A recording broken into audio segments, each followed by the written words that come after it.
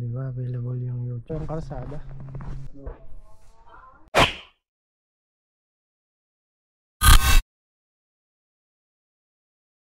Yan, nakuha na namin yung TV. Bumahay pa kami. Nakuha namin ng $200. Canadian dollar. Pauwi na kami sa Mayport. Second hand lang.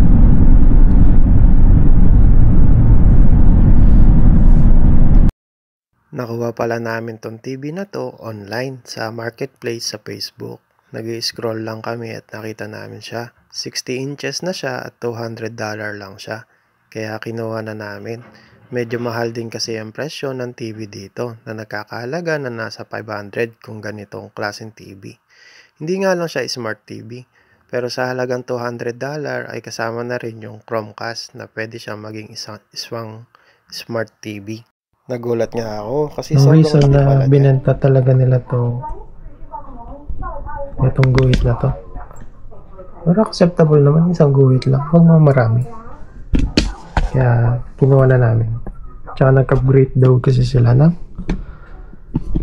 Wow, yung paborito kong palabas. Pipito mo na luto. Ito, susunduin ko si Meses. Sobrang lakas ng snow ngayon dito sa Canada. Ito yung pinaka-worst na week dito sa Canada. Talagang matindi ang snow. Tinatanggal ko ang snow. Dami.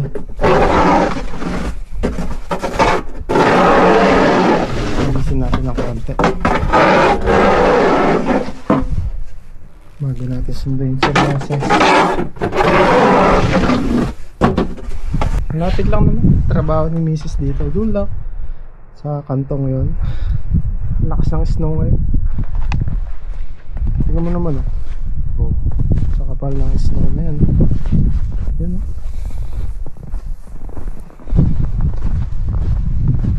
Ito daw yung pinakatodong month ng snow dito sa Canada.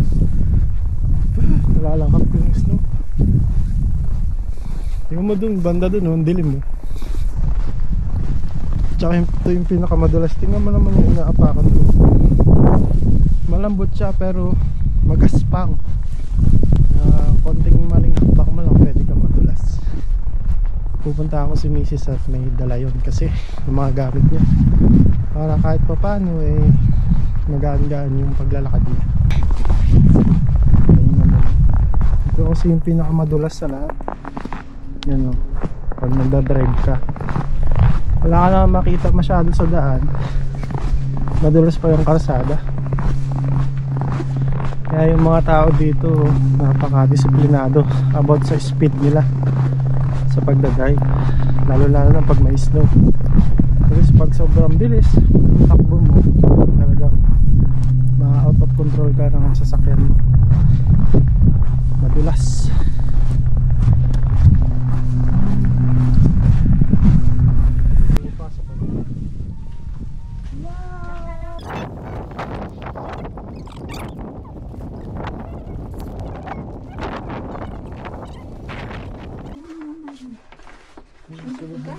Ha?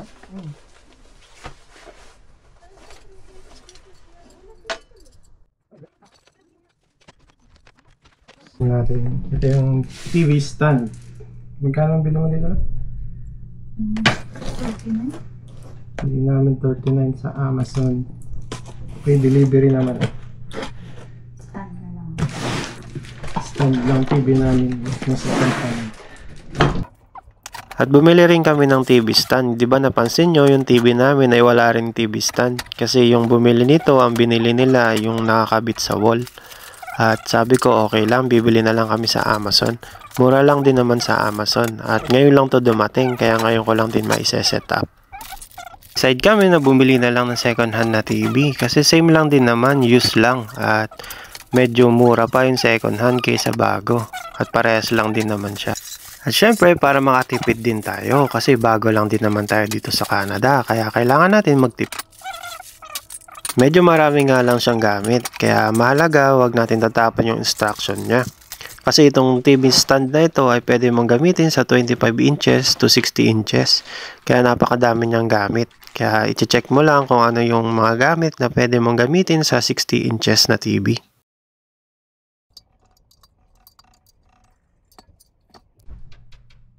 Madali lang naman siya i-set up basta susundin mo lang yung kanyang instruction. At meron naman siyang mga gamit na nakompleto na. Ang kailangan mo lang yung screwdriver. Kaso hindi pa ako nakakabili ng screwdriver. Kaya ang ginamit ko na lang ay kutsilyo. At pwede naman siyang gawing screwdriver. Medyo marami lang siya talagang tornilyo. Pero madali lang siya. Basta kunin mo lang yung saktong tornilyo na para sa TV mo.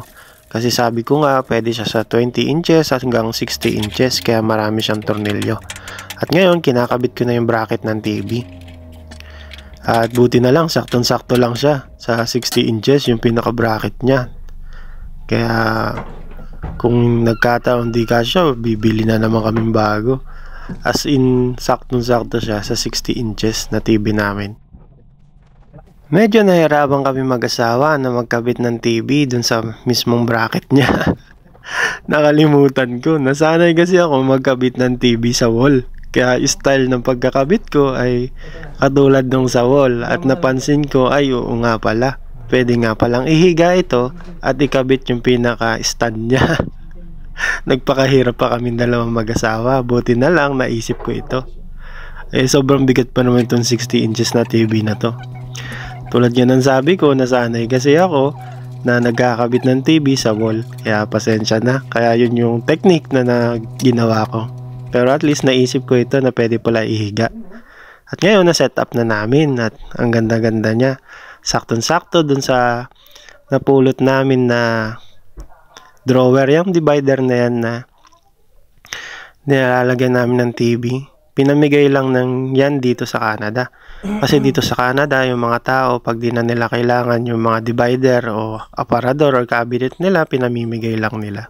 Maraming salamat sa panonood. Bye!